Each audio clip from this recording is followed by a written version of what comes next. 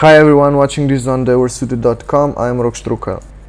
The next hand in my big pots lost collection is the second biggest one I lost.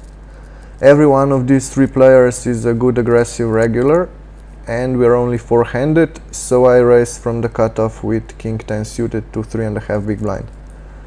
I get called from the small blind.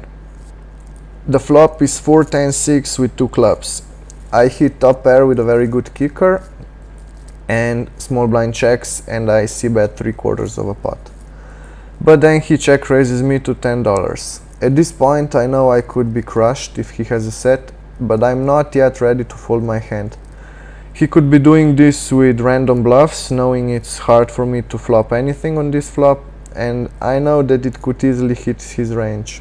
He could also be doing this with a 10 or 8s, 9s, 7s to see where he's at. So I call, and the turn is the ace of hearts. He bets again, and here I make a big mistake by calling. The ace probably didn't help him, but he can still have some aces in his range if he check raise the flop with nut flush draw, and the pot is getting too big for my top pair, which now is not even top pair with overs on the board. So the river is the 8 of spades. At this point the pot is already $58, he built it up nicely for rolling shove on the river.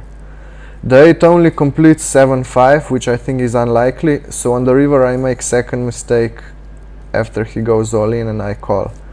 The only realistic hands here are sets or busted flush draws, but unlike sets, which he plays them like that every time, I think he goes crazy with busted draws like that very rarely, especially at these small stakes.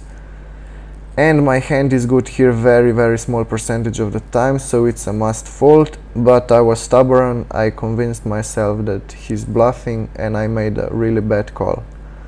Of course he turned over the set of sixes and he took down the pot of $122. Well, what can I say, but they were suited.